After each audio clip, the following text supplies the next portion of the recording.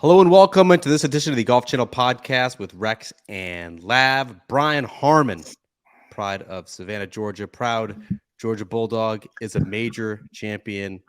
Tip of the cap, dogs on top. On a miserable, wet, cold day at Royal Liverpool, I literally cannot figure out how to use this British drying machine. The left-hander never let his pursuers get closer than 3 shots and won by 6 over 4 players, including John Rahm. He's the 9th player, Brian Harman is, in the last 25 years to win by 6 or more strokes in a major. Bryson DeChambeau last did it, 2020 U.S. Open. Rex, what are your thoughts after this major Sunday, the final major Sunday of 2023? You're going to have some thoughts on this final major Sunday and this major particular. So I'm going to kind of leave the floor to you. I am going to say, before we get to those, and it's certainly you make some legitimate points, this was a masterful performance. When you look at everything he did everything you have to do well at the Open Championship to win, and certainly win by 6 strokes. He didn't have a 3-putt all week long, hit into one bunker, reminiscent of Tiger Woods back in 2006, and even that time he got up and down. He never really opened the door on the weekend. I mean, consider that going into the weekend he had a 5-stroke lead, and that he got to 2 strokes yesterday early in the round. He had a bogey, it seems like the wheels were coming off, got him back on. Exact same thing this morning. It's amazing to me that we never would have had the conversation, certainly 4 days ago, probably 4 months ago, that Brian Harman could be a major champion. Nothing against him, 2-time tour winner before this, fine player. He just didn't have that pedigree. He didn't have the record. He didn't have what you thought it took to win the Open Championship, and that was just a clinic. I mean, I know you wrote, I'm guessing, 3,000 words. 1,700. I kept it tight. Oh wow! Had a little bit of a distraction. Kid got sent to the ER. Everything's fine. Appreciate your T's and P's. Shout out to Cam. Hope you're okay, so pal. No, I kept it at 1,700. But it is interesting. Like, we never in a million years would have mentioned Brian Harman during the preview podcast. Maybe if we were looking at like long shots to place a few pounds on, unlike our friend Mark Schlabach, another fellow Georgia Bulldog, you maybe could have made the case for Brian Harman coming off 3 straight top 12s. We look at his Open record. You look at the history of this golf course. I mean, it has literally only exalted some of the giants of the game. And yet you had the diminutive Brian Harman, who didn't just stand the tallest, but like he towered over the rest of the field by 6 shots, Rex. Like, you rarely see this sort of dominance. It came out of nowhere. When you look at his Sunday performance, we talked about it yesterday on this very podcast. We kind of thought exactly what was going to happen, where he's going to have, these anxious moments early, maybe come back to the field, and then would he rebound? Because he was going to hit bad shots. The weather was certainly worse than I think you or I or anybody else anticipated. It rained the entire day. The wind didn't necessarily blow, but I mean, it rained either lightly, moderately, or heavily. Like, it was just an absolute slop out there. You're getting a lot of water between the club face and the ball. Shots were going any which manner. And sure enough, just like on Saturday, the 2 bogeys rebounded with the 2 birdies to put this tournament away. It was an incredible performance for a 36-year-old who had not been in this position in 6 years, had not won a golf tournament in more than 6 years. It came out of nowhere, but I think it's also really cool when you see a player of Brian Harman's ability kind of have the week of his life as well. I think that's something to be celebrated.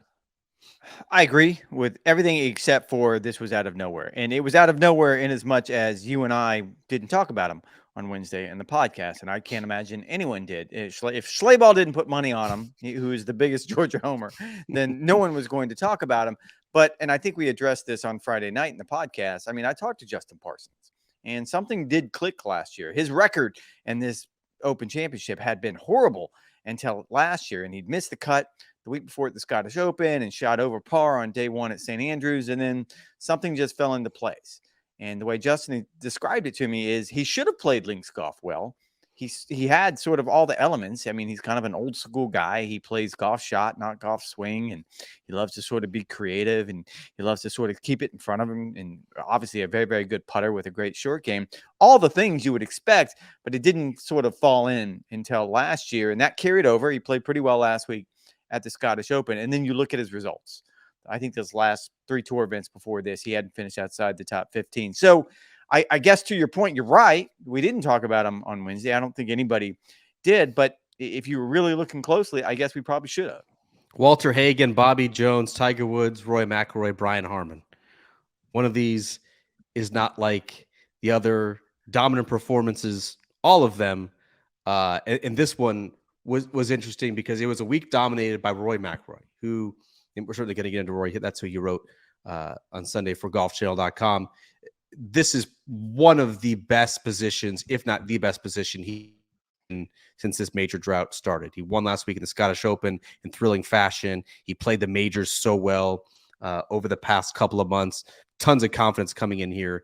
Ends up having another backdoor top 10 finish. We talked about him. We talked about Scotty Scheffler, who is having a dominant statistical season, the best ball striking we have seen out of a player since Tiger Woods in 2006, like absolutely ridiculous levels of ball striking. And yet he was a virtual non-factor. He had a nice round on Sunday, shot 67, but did not factor from the get-go. You had Brooks, you had Cam Smith, you had Xander, you had Cantlay, you had Jordan Spieth, you had John Rahm. Nowhere. Brian Harman, despite his current form, despite his Open Championship record, despite the level of play he had coming here, he wouldn't have been in your top 20 picks. No, he wouldn't have this week. And maybe he should have. Is my point. I'm not yeah. trying to do revisionist stuff here. I mean, we did not pick him. He wasn't on my radar. But I guess looking back now, that yes, we probably should have clued in and maybe looked into it a little bit harder. These things. What does it mean? What does it mean? What does it mean, the fact that Brian Harman won this major championship by 6 shots and is now a major champion at the age of 36? He's now going to be a U.S. Ryder Cupper for the very first time. He's up to 10th in the world ranking. What does it all mean? I think it means it's kind of fulfilled his career. And I don't want to say he's topped out. I don't want to say this is it, because even at 30-something years old, that's not fair or accurate. But I think we had this conversation. I remember being in Savannah. It must have been for St. Patrick's Day because we were there for some reason. And seeing the newspaper the morning he signed to go to the University of Georgia. This is a junior golfer being on the front page, not the front of the sports page, on the front page. I mean, he was a really, really big deal. And he kind of addressed that tonight about he had a ton of talent. He'd won a U.S. junior. I think he qualified for 2 Walker Cups, which is really, really hard to do. All the things that he accomplished. And then I was so thrown, and I'm sure you got into this in your game story. Mark Schlabach walked up and asked you something about how many times did he win when he was at the University of Georgia. And you said twice. Is that correct? That's correct. Yep. He won twice. He was never a first-team All-American. Second team. That's 3-time second team. That shocked me. But was never a first-team All-American. I mean, that shocked me because he was a guy. He was the number 1 ranked amateur in the world. I'm pretty sure he was the number 1 college golfer at some point. No, actually, that's probably. He was the number 1 ranked amateur, but not the number 1 ranked college player. And so he seemed to have hit a wall, and he hit a wall in a really, really weird spot. And it was funny. The one thing I took away from Saturday night's press conference was he was asked about what do you consider your greatest accomplishment on tour, and he had won twice before this weekend. And he said he qualified for the playoffs every year he'd been on the PGA Tour. That's kind of like, for most people who don't follow golf, you're going to roll your eyes and think, well, that's a dumb accomplishment. That's an accomplishment because that means you're better than 8 players, yeah. Rex. Yeah, no, it means that you've done something that I mean, this is Tiger Woods territory. Actually, that's not fair because Tiger Woods hasn't done it. I mean, injury-wise. But, I mean, it's pretty amazing accomplishment. So what it means to his career is, I guess, and this is always a tricky territory where you say, had he underperformed up to this point? And maybe he had. And maybe this was his potential all along. It's odd to say that because of where the game is right now. The game is about power. The game is about getting bigger. He was the second, third, and fourth round leader. The first round leader was 14 inches taller than him. He is not a large man. 14 inches. I mean, it's like they were playing 2 separate sports. He's not short. I'm glad that he kind of clarified that in his press conference, but he's clearly middle of the pack. And he doesn't belong in that category when we talk about, oh, he knocks the cover off the ball, and he's sort of that modern athlete, and that's how they're going to overpower the game. He didn't do that at all. He hit a lot of fairways. Again, go back to no 3 putts and 1 bunker. He did all the things you had to do right on a links golf course.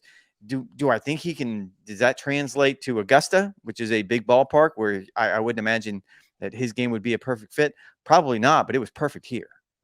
Sounds like you and I would have written the exact same game story on Sunday night, and that's exactly what I wrote. I spoke of a journey that was validated not by how he's played recently, and we just talked about it, the 3 top 12 finishes, certainly trending in the right direction, but basically what he'd done his entire career. Like, he was a hot shot rookie, number 1 ranked player in the country. Everyone wanted him. Was he cocky? Do you think he was cocky? He was cocky. Yes, of course he was cocky. He even said there wasn't anybody that could beat me back then. I talked to Jake T. Poston, who's one of his closest friends, lives on Sea Island. He said he was one of the few players that, as a junior player, there was actually talk of him turning pro, and they actually think, that he could have even been successful at that point. He was that polished. He was that developed. He was that far ahead of his competition. So what happened, right? Like, that's the question. Athens? Did Athens get him? Athens got him. His head coach at the time with the Bulldogs, Chris Hack, told me that he did college very well. He tried to incorporate a fade. He's traditionally played a draw, as you can see watching any of the coverage over the past 4 days. He likes to play a draw. That didn't go particularly well. And I think there was there's heightened pressure, heightened expectations when you're playing big-time college golf. The fairways get narrower, the greens get firmer, there's more pressure, there's more anxiety, and he maybe didn't handle that the best. That's not to say that he was not a good player, and that's kind of where I was going with this. He's always been an above-average player. He was obviously exemplary as a junior, but he was a second-team All-America. That's nothing to scoff at in college. After flaming out twice in the first round of Q School and kind of heading back to the mini tours, like he's been on tour every year and kept his card for 11 consecutive years. Yes, he's never taken that step to the next level. He's only twice been to the Tour Championship. He has only those 2 wins against the weaker fields. His average FedEx Cup ranking is like 50th. But look, it's hard to win on the PGA Tour. The game has changed in innumerable ways over the past 15 years. The game that came so easily to him is now dominated by players like Rory and Jon Rahm and Scottie Scheffler, who are absolutely maulers of the golf ball. There's less room for a Brian Harman. He needs to be more exact. He needs to capitalize on some of his opportunities. And I think it's also a story, Rex, of how life can get in the way too. When you go 6+ years without a victory on the PGA Tour, you begin to wonder if it's ever going to come. He has a wife now and 3 kids. He obviously has other interests besides golf, including hunting and fishing, and we're certainly going to get into that in a little bit. And so I think it's really cool. This reminds me of Shane Lowry. This reminds me of Martin Keimer. One special shining moment for a player who has done a lot of the right things for a very long time, and he gets to pay off in a way that has to be so satisfying for him. I would agree with everything except for one. You said 2 kind of weaker fields. I covered the Wells Fargo that he won, and he beat Dustin Johnson. It was not a Quail Hollow. He would probably it was not a Quail. It was the Eagle Trace. It was at Wilmington. I'll give you the golf course. No, I'll give you the golf course, but it wasn't a weak field. Again, he beat Dustin Johnson, who was probably 2nd, 3rd ranked player in the world at the time, coming down the stretch. So no, I don't think that's a weaker field doesn't really qualify. Maybe easier golf course. I'll give you that. But you're right. I mean, that's kind of fascinating to me because he's not the guy that's going to sit there and make a lot of headlines. And he's probably not going to be that guy going forward. It's going to be interesting to see how he handles this. Being the champion of golfer of the year comes with a lot of unique challenges that you don't necessarily get when you win the other 3 major championships. Like this one sort of comes with some responsibility. You're supposed to be the representative of golf essentially outside the United States for everyone else outside the United States. And that's not really Brian Harman. He wants to, again, I thought the great line coming out of one of the press conferences this week is find something that you lose track of time. And by that, that means hunting and apparently cutting grass, because that was the highlight of the press conference tonight. But I will say, you talk to people around him, you talk to JT, I talked to Harris English last night. None of them are surprised. Like they No. all realized how much talent he has. Zach Johnson, I read his comments that he said this afternoon Zach was waiting for him when Brian came off the golf course. There was no shock because if you look at what he does well, he drives the ball well and he putts well. That's going to be a good formula. Really, anywhere you play golf, but essentially here, especially under these conditions, I was particularly impressed because you're right. I mean, you had to walk home in it. I had to walk home in it. This is the worst weather, not only of the week. This is the worst weather I can remember maybe since Portrush when Lowry won on Sunday. Like that was pretty bad. That was unfortunate. equally miserable. Yep. Just cold and wet and kind of blowing sideways. I walked the first couple of holes with Rory and it was just miserable out there. And he never looked flustered. And talking with Justin Parsons earlier this week about it, he sort of had to get to this point where he not only believed that he was good enough to win a major championship, but he was able to compartmentalize all the things that normally distract him. And in this particular case, the weather was going to distract everyone. Like even Rory talked about, like, it was hard out there because I knew I couldn't hit driver because there's water on the club face. I mean, the differences are that minute, but they're that large when it comes to this level. I mean, the weather was horrible. He went through 4 towels and 15 gloves throughout the final round. 15. He had 15 gloves dangling underneath his umbrella. And this was a very, I wouldn't call it anti-Harman crowd because I don't think it was anything to do with him in particular. I think they were just bored. He had snuffed all of the drama out of this golf. Let's get at it. Let's go after it. All right, that's fine. We've paid off Harman. We've done the thing where we've talked about the winner, and I think we're pretty good. No, this is still. We're 20 minutes in. Go ahead and do your thing because I know where you wanted to go with this. No, I'm not even sure you know where I want to go. I was so impressed that he drowned out all of the jeers, all of the quips, all of the criticisms. They were making fun of his height. They were telling him to shank it. They were cheering. They were rooting for his ball to go in the bunker. They were cheering when his putts didn't, just kind of burn the edge and didn't go in. Like it. I don't think it actually had anything to do with Brian Harman.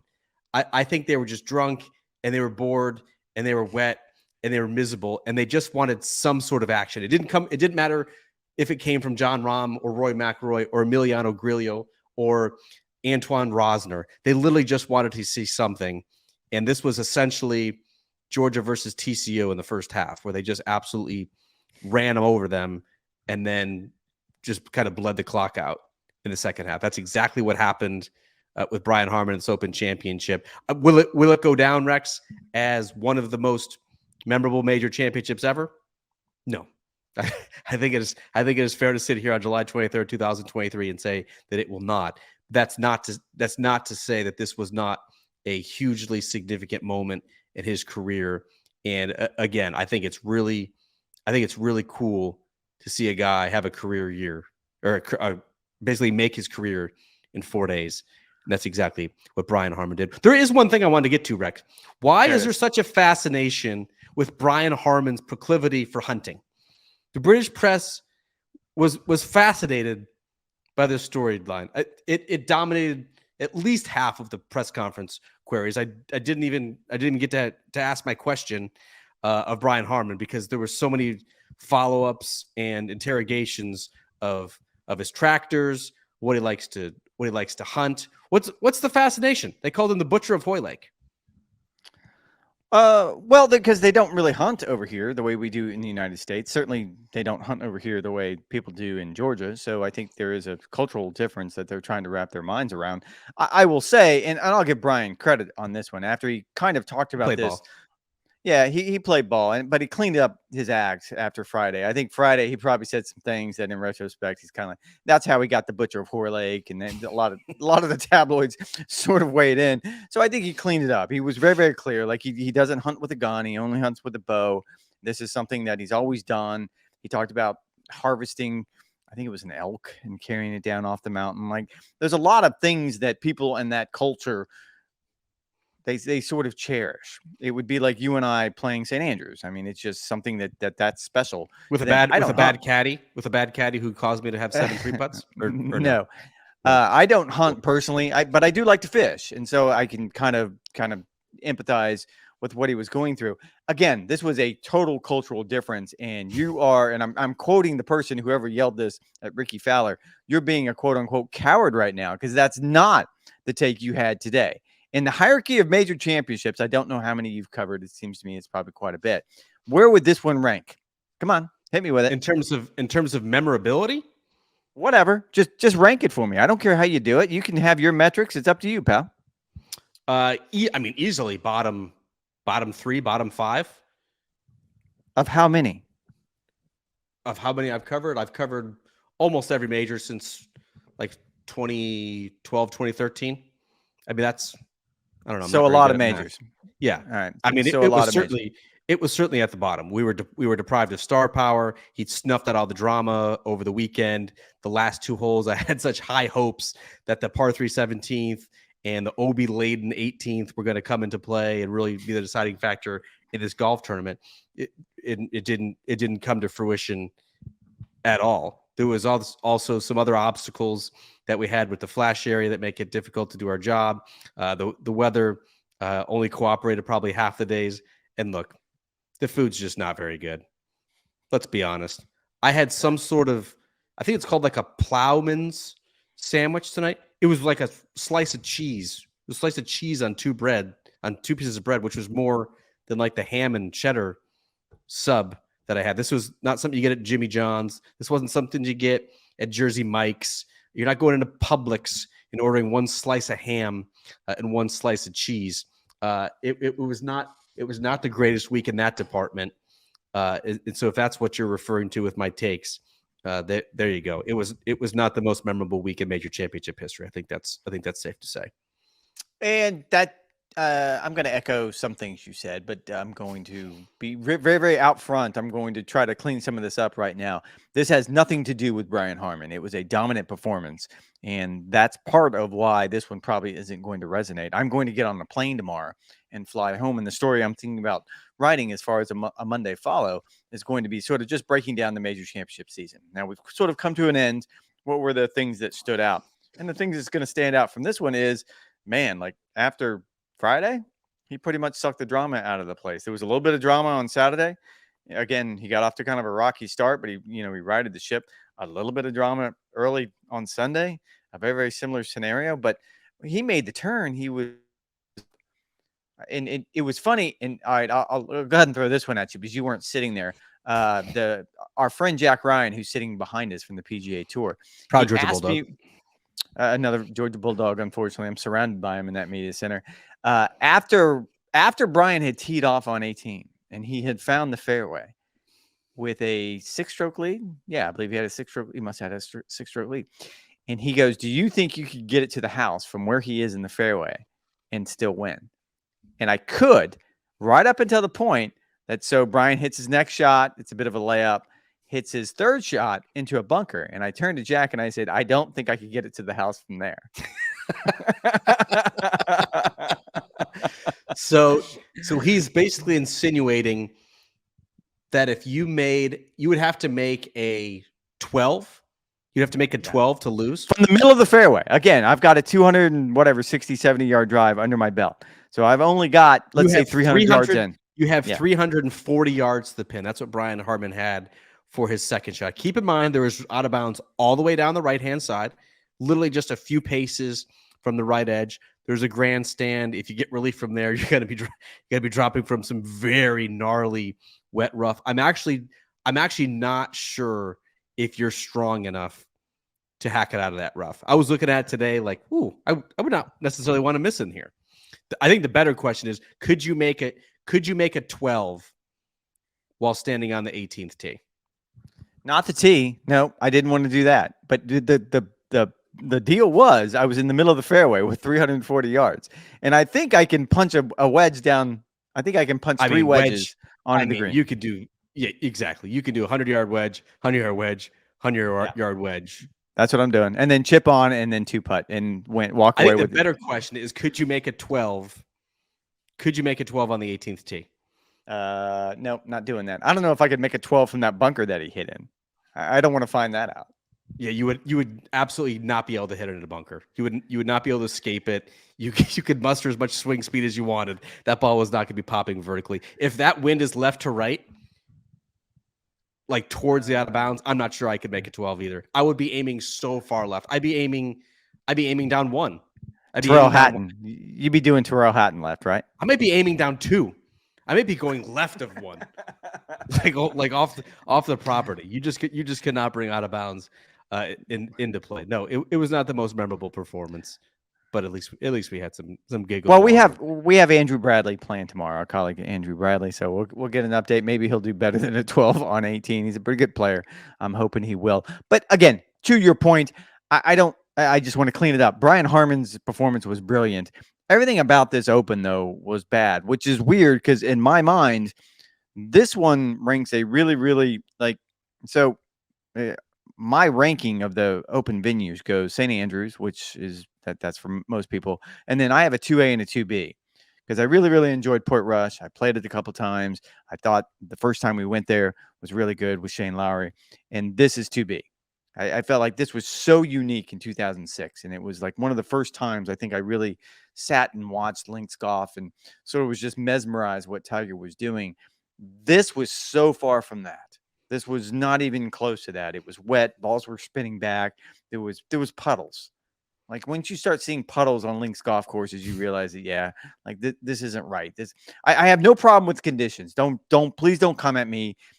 We should be playing in the rain, we should be playing in the wind, but when you're playing in puddles, that's not links golf in my mind. And this was disappointing, as you pointed out, on many levels. Like the R&A just couldn't. The weather didn't cooperate. They couldn't get the golf course exactly where they wanted. It's been a wet couple of weeks leading into the Open Championship. Nothing you can do about that. I don't think anyone would argue that Brian Harman did not play the best golf, and thus he's the Open champion golfer of the year. When you bring up the major memories, Rex, of 2023, what stands out first and foremost? Either players, the championships, surprise contenders, disappointments. What first comes to mind? I just saw a tweet, and this goes to something you said earlier, that someone did like the totals. And I wish I could give them credit. I apologize for not being able to do it off the top of my head. But for all four of the majors, you had to make the cut in all four of them. And Scottie Scheffler was the runaway winner at 18 under par, like total score in the four major championships. And it was like 6, 7, 8 strokes ahead of whoever's in second place, which is fascinating to me because he didn't win a major this year. So I guess he should stand out to me. Personally, I go to the Masters, and what Jon Rahm was able to do, I think that, in my mind, was probably the best of the four this year, only because I felt like there was a little bit of drama there. I felt like that from an entertainment perspective, I felt like Jon Rahm. I almost called it the back nine. That would have been a $5 in the yikes. In the bank.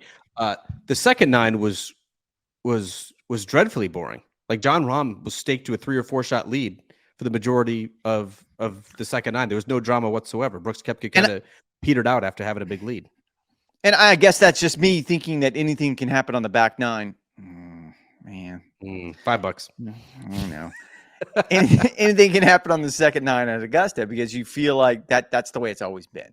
So maybe that's just in my mind. I'm certainly not going to say Brooks at the PGA Championship, which I think is what you're going to say because you're a homer and you're from Rochester and you love that area so much you moved away when you were 18 years old and haven't been back, as we've already established. And nothing against Wyndham Clark or LACC. I had such high expectations for that, but I didn't feel like there was any drama there as well. So I have to. So you're saying this major season just absolutely sucked? It's been flat. I don't think we can't dance around it. I mean, it has been. Can you name? Like, what was the most exciting thing to you other than going home to your precious Rochester? The most exciting moment of this major season? Yeah. Well, I would say when Victor Hovland hit it in the fairway bunker on the 16th hole at Oak Hill. That was a compelling duel between those two players, two of the best players in the world, and it all ended there. But then over the last 30, 40 minutes of the golf tournament, it was over. Like was Wyndham Clark's sprint to the finish at LACC tense? Yeah, I think there was some genuine hope that there would be a playoff between those two characters. Ricky Fowler, of course, was tied for the 54-hole lead. Like, there was a lot to like about that major championship, but I don't think Sunday was particularly memorable. I don't think there was any highlights besides his 3-wood shot into 14, the par 5 there, the 2-putt birdie that gave him the cushion that he needed to win that championship. I'm with you. It was a slow major season with two phenomenal major champions and two players that I don't think any of us saw coming. Wyndham Clark started the year outside the top 150 in the world, and Brian Harman hadn't won more than 6 years. Well, and I don't even mind that. Like, to that point, I'm not even sitting here and saying that, because they're not named players or they weren't ranked inside the top 20 or whatever the case may be. That has nothing to do with this. I think, again, we're talking about moments. We're talking about moments. I mean, you can go back each year, and I can tell you that John Rahm's putt at 18 at Torrey Pines when he won the U.S. Open, I remember that. I'm always going to remember that. And I can kind of walk through the years and give you my moment of the year, whatever it is. I felt like man, that's what I'm going to take from that major championship. It's really, really hard. Don't get me wrong. I mean, I think Brian Harman's par on 18 was awesome, and you could see the emotion in his face, and he was clearly happy. He won by 6 strokes. He could have made it 12, man. Like, it's hard to sit here and get excited about it. You can't pass judgment on the winners. This has more to do with how they got there. And in this particular year, more so than any I can ever remember, man, it's just been flat. Yeah, there's also has been a lot going on in the golf world, which potentially overshadowed. That's got nothing to do with it. I really, I see what you're saying. But I'm saying the news, the tension, the overarching drama, like the major season kind of paled to what's going on in the golf universe. We haven't not really discussed Rory McIlroy, and so let's do a fun little subsection here, Rex. Let's give major grades to just 4 players. We're gonna do Rory. We're going to do Brooks, we're going to do Scotty, and we're going to do Jon Rahm. Let's first start with Rory McIlroy. He's the subject of your column on golfchannel.com on Sunday, a T6 at Royal Liverpool. He will now enter the 2024 Masters nearly 10 years removed from his last major championship. Utterly unthinkable, and yet that is the reality. What was the premise of your column? And then, of course, that will segue into your grade for him for this major season. I called it a cool decade. I know it was not a cool decade, but I did call it a cool decade simply because when he left here in 14, and I remember standing on the green and watching him hug his mom, Rosie. Yeah, the 72nd hole pass, did you? I did, yeah, just like I did today, which I happily handed over to my teammate because I'm a good teammate like that. I remembered what that felt like, and I remember leaving, and it was 2 or 3 days later. Jack Nicklaus was doing some sort of interview, and his take at the time was, "Oh, he's definitely going to, rack up more majors than I won." And that's so shocking when you have someone like Jack Nicklaus say the thing, where they're just all in and they're going to speak recklessly like that. But I think all of us believed it because it's not just that Rory had won 4 majors in 4 years. It was that he had won 4 majors in 4 years by an average of 4.76 shots. He wasn't even, he was blowing fields away. It was Tiger-esque. It was Jack Nicklaus-esque, whatever you want to call it. He was still young. The way he was doing it the modern way. He was overpowering courses. He was happy. He was relaxed. And then you kind of fast forward. And I like I said, I walked kind of today. I was out there in the rain and the muck and the mud and the cold. And it was such a different feeling with him walking off today. And I just think it was limitless in 2014 when he walked off. Like, there was nothing Rory could not do. And suddenly when he walked off today, it hit me that there is limitations to even that potential, even that extraordinary talent, which we all agree that he has. And he did the right thing. He's not going to give us any of that grief, any of that sadness. He talked about, you look at what I've done since then. And I kind of agree with it. I would argue he's pieced together a Hall of Fame career since he won that Open in 2015. I guess since he won the PGA in 2015 because of the timing, but he's won 15 PGA Tour events. He's won 3 FedEx Cup titles. 3 FedEx Cup titles. He's won the DP. He's won 2 WGCs. He's been world number 1 for 81 weeks. I mean, you can string all these things together, and yet somehow we're still in this dilemma where he's okay with it. It seems like he's okay with the idea that I keep knocking at the door. You want me to give him a grade, And I guess the grade would be an A- because you don't get it done. But he's certainly there. He's certainly there is the point. I mean, that was kind of his point, and it's hard for me to debate that at least the last, let's say, 3 years, because there was a time, let's call it 16, 17, 18, when he really didn't factor in. He was missing a couple cuts. He was never really in the mix. He never legitimately had a chance to win. But when you boil it down, and this was a fun exercise, because you and I did it on the way to the golf course this morning, and then I had to do it again with Doug First and the AP Golf Writer, who had some wildly different ideas.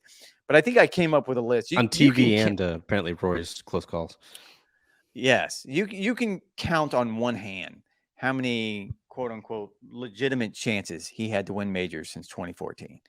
And most of them have been in the last 3 years. And I would argue at least one of them has been this year at the U.S. Open. Obviously, he had it was a golden opportunity. Didn't get it done. Just made a lot of pars. And when you look at sort of the ebb and flow of how this works out, he usually gets off to a fast start like he did the last 2 days. He birdied 3 of his first 5 holes the last 2 days, and then he essentially plays one over the rest of the way in. That's what he's done. And it just has not been good enough to get it done. And it's shocking to me. You and I both, you were there when I asked Ricky Fowler, who finished runner-up to him here in 2014. And I go, if I'd have told you in 2014, we're going to be 10 years or 9 years down the line, and Rory's not going to have another major, would you be shocked? And did he hesitate at all when he said very? Yeah, did not hesitate at all. I mean, I think, wouldn't everyone in golf say that? Like, you look at the monstrous gifts he possesses, how good he is in regular events. You mentioned, like, he literally has amassed a Hall of Fame career since this drought, yet he hasn't had another major championship. I'm struck, and you mentioned it, by just how few opportunities he's actually had. You think back to the 2018 Masters, he was paired with Patrick Reed in the final group, hit it off the planet on the opening hole. That kind of set the tone for the rest of the day. Obviously, the Open Championship last year at St. Andrews, he was tied for the 54-hole lead, hit all 18 greens in regulation, didn't have a single one-putt birdie. You look back at the LACC, I think he didn't have a birdie after the second hole for the rest of the final round. So I guess the question, Rex, and I don't know how much you explore this in your column, why?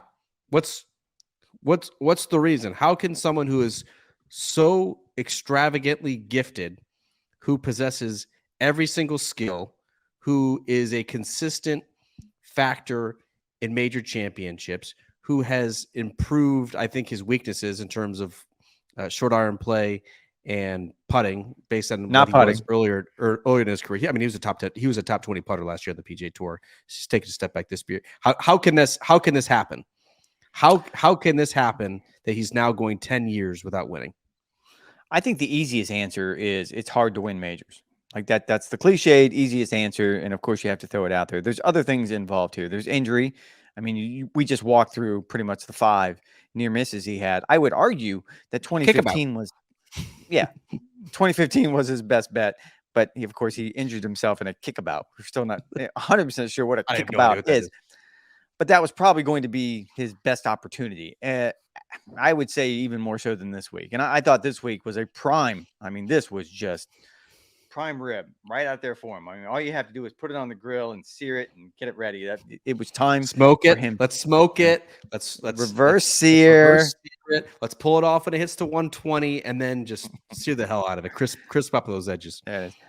Tom from DP World Tour. That's for you. Pay attention. We're gonna do that. We're gonna do that in Italy for the Ryder Cup.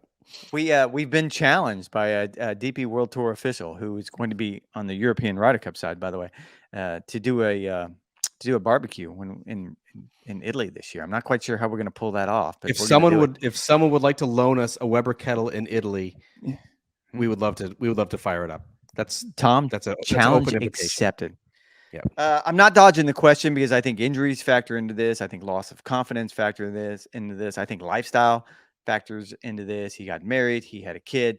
There's a lot of things that factor into it. I will say I did not go as far as apparently Brandel Chambly did on Live from Tonight. And I haven't seen the show, so I don't want to misspeak here. But based on what I saw on Twitter, that is essentially, I think Brandel's point was he just doesn't work hard enough. And I disagree with that notion. Whoa. I disagree with that notion. And again, didn't watch the show. So if I'm misspeaking here, Brando, I wildly apologize. But I don't think that's correct. I don't think this is for a lack of desire. I don't think this is for a lack of work. I think they're just really, really hard to win. And if you look at the landscape in golf right now, as I just pointed out, Scotty Scheffler did not win a major this year. And yet, if you combined all four of them, he blows the field away with his score. So you can have a really, really good week and still end up not winning. And I think Rory's probably had a couple of those, and he's probably had some that he didn't play really, really good, where I'll go immediately to the Masters. Like, we're going to show up next year at Augusta National, and the conversation is going to be, he's going to be a month shy of his 36th birthday, and it's going to be, when is he going to complete the career Grand Slam? And that pressure is only going to continue to crush down on him. So he worked hard enough to win last year's Canadian Open. He worked hard enough to win last year's Tour Championship. He worked hard enough to win last week's Scottish Open, CJ Cup. He worked hard enough to win the Dubai event earlier this year. He worked hard enough to win the Scottish Open last week, but he's not working hard enough to win a major. And again, I don't want to misspeak for my colleague. Probably there's quite a bit of mental to it. I think the other factors are in this as well, but you're assuming that somehow he's beating himself up every single time. Now, I went to LACC and thought to myself, yeah, that's got to be mental. I mean, there's a reason why a player of that caliber can't make a birdie after the third hole. Tension. I mean, it's a hard golf course, but you're still the second best player in the world. You're still a 4-time major champion. You've got to find a way to make a birdie. Tension shows up on the greens. It shows up in how you're reading putts. It shows up in how you're hitting putts. It shows up in your speed control. If you are not making birdies, it is a combination of all three. It is a mental issue for Rory McIlroy, not a physical one. Can you do that in Yoda's voice? In your Yoda voice? Tension shows up on the green. It does. But I'm sure that's something that we will look at. And I didn't talk to Rory today. You were in that press conference. I believe he said it's all systems go for a 4th FedEx Cup title. I'm not sure that that will make the sting of this major season. 5th Ryder Cup. 5th Ryder Cup. Obviously, that's a huge goal. Now that the major season is over, he didn't have a chance to win. You did dodge the question in terms of what we're giving Rory McIlroy. Or no, you didn't. You said a ridiculous A- for Rory McIlroy's major season. I'm going B-. He missed the cut in the major that matters most to him. It was so demoralizing to him. It was so frustrating. It was so jarring and shook him to his core that he forfeited $3 million to play the next week at a layup event, a working vacation at the RBC Heritage. Forfeited $3 million.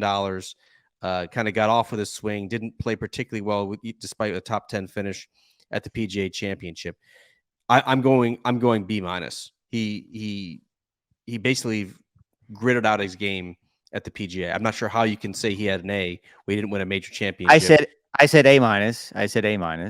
A+ is winning a major championship in my mind. An A- is some form of an A.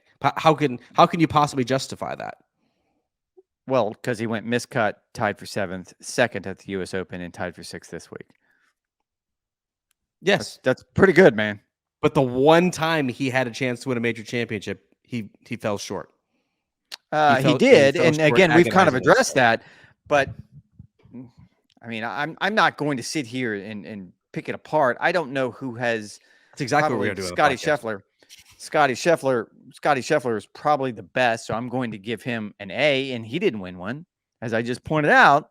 Like, he didn't win one, but if you look at his combined score over the 4 majors and having made the cut in all 4 majors, he is the lowest by far. How do I not give him an A? So by that same logic, do you disagree with that? I don't know how many more years you want to do the sports journalist job. I don't think college professor is going to be in your future. So just to be clear, you're giving Rory an A-, even though he missed the cut in the major that he covets the most, the one that has been dogging him ever since his collapse in 2011, the one that cost him $3 million because he was in such a poor headspace that he could return for a month. You're going to give him an A-, but you did come one shot short at the U.S. Open. But you're going to give Scotty Scheffler an A. Scotty Scheffler did not have one. did not have a chance to win any of these major championships. He finished 10th at the Masters while finishing last in the field in putting. He backdoored a T2 at the PGA where he had absolutely zero chance to win on that Sunday. The U.S. Open was another okay performance, another one that he was dogged by a poor putter. He ended up finishing third there. I'm not sure that I wrote his name the entire week. And then this week, he shoots 67, the low round of the day on Sunday to finish T25. How can you give him an A? What are you giving Brooks and Jon Rahm? A plus pluses? No, Brooks definitely gets. You're not thinking through this, are you? No, I am. I think both those guys get A pluses. Absolutely. I mean, they won majors and they played pretty well in other majors. So yeah, absolutely. All right. I don't know why you're picking this apart so much. I mean, I feel like Rory McIlroy played really well in the majors. This goes back to Jack Nicklaus finished second in 19 major championships. That they're really. This goes back to what I just said. He played really well, or he played well, because that's the difference between an A and a B.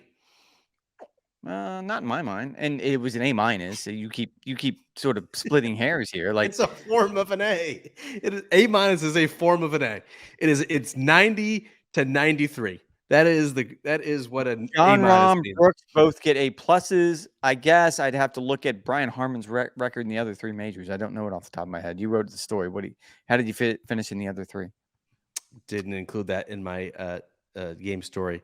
Perhaps I can make a 1,500 words. It never got around to that. Nope. Because you know what you can do with that major record?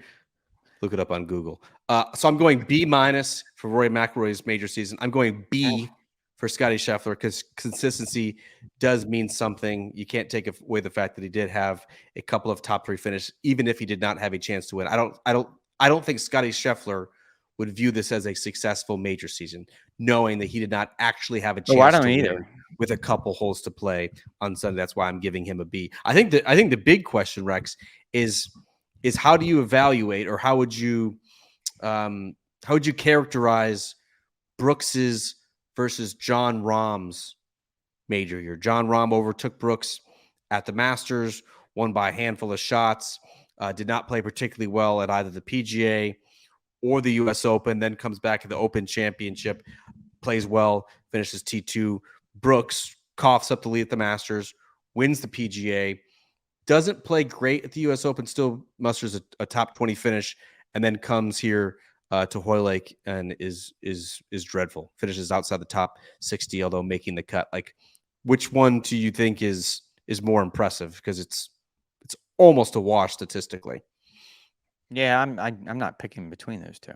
You have to. That's a little the question. No, I'm not going to play their game because you just laid it out. Like, they essentially had the same season. They just picked different weeks. So which one would you rather have? Contend.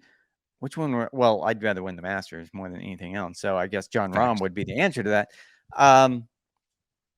Yeah, because if you look at what Jon Rahm did at the PGA Championship and the U.S. Open, he wasn't clearly at his best. I think what he had this week was impressive, especially after starting the week. We saw how aggravated he was. He wasn't in a good headspace, it seemed like. And he was able to at least give himself a chance on Sunday. I mean, granted, it was a far-flung chance like everyone else had here on Sunday. Yeah, no, I'm not picking between those two. I feel like if you had to, like, I'm giving them both A pluses. I guess I'll leave it at that. I'm giving them both A's. I'm not giving them both A pluses. I mean, a T64 is essentially You'd be a terrible professor. I would never want to take a class from you. People would respect me. People would respect me because I'm a little bit hate you of a strict grader. They would hate you. Just to button this up, Jon Rahm did have a slightly better major record. He had a T10 at the U.S. Open, another one like Scottie Scheffler. I'm not sure I mentioned his name throughout the entire week. So I would give the edge results-wise to Jon Rahm. I think the better story, I think the biggest story for me this year was the reemergence of Brooks Koepka. Easily could have had two majors. He's going to be on that U.S. Ryder Cup team. This was a player who 13, 14 months ago, many of us, perhaps even myself included, had kind of left him for dead. The injury concerns, the move to live, his career was very much uncertain at that point. And to reassert himself, even kind of ending flat as he did here, to me was, at this point at least, July 23rd, the story of the year. in 2023 at the majors. Is Brooks Koepka's reemergence. No, that's good. I totally agree with that. And I guess the opposite of that would be Scotty Scheffler, right? I mean, even though, the things we've just pointed out, the fact that he didn't win one because he hit the ball so well. I mean, does it feel like a missed opportunity? Did you waste a season because you did things this season that only Tiger Woods had done before you? And somehow you weren't able to pick off one of those majors. Again, they're really, really hard to win. I'm not discounting how hard they are to win. But, I mean, you were at a level that very, very few players have ever got to before, and somehow you weren't able to knock one of those off. I think Rory probably feels the same way last year. He was T8 or better in this all year. four major You championships. could probably say the same thing about Rory this year. Yeah, but I think back to last year in particular. He was the player of the year of the PGA Tour, the FedEx Cup champion, T8 in all four majors, and won it and was unable to get one. I mean, you only get 4 of these a year. Like, we do this punch shot on January 1st where we predict major champions for the year, and all of us always say, well, this is the year that Xander is going to take the next leap, or Tony Finau. Brian Harman. Names out there, and it's Brian Harman and Wyndham Clark, but Patrick Cantlay, Cameron Smith didn't win one. Max Homa just has his first top 10 in a major championships. Jordan Spieth was kind of MIA over the last couple of major championships of the year as well. Scotty doesn't win one. Like, Kyle Morikawa is now 2 years without a victory. Like, it's hard. There's 4 of them. It's the world's best players. You have difficult conditions like you had over these 4 days at Hoylake. Betting on golf, I will never understand it. That's why I don't do it. But that's what it keeps us coming back, isn't it, Rex? Like, you never know what's going to happen. That's why covering these major championships, despite the hassles that the RNA gives us, are such a joy to do, because you just never know what's going to happen. All right, what's coming up for you over the next couple weeks? For me, at least, the focus heads to Justin Thomas. He has signed up for next week's 3M Open, also expected to play the Wyndham Championship, barring something miraculous this week in Minnesota. I think this is like the worst case scenario for what transpired over the weekend at Hoylake. Brian Harman going to be an automatic qualifier for that U.S. team. Cameron Young, although he didn't have a great Sunday, shot 73 while playing in the final group.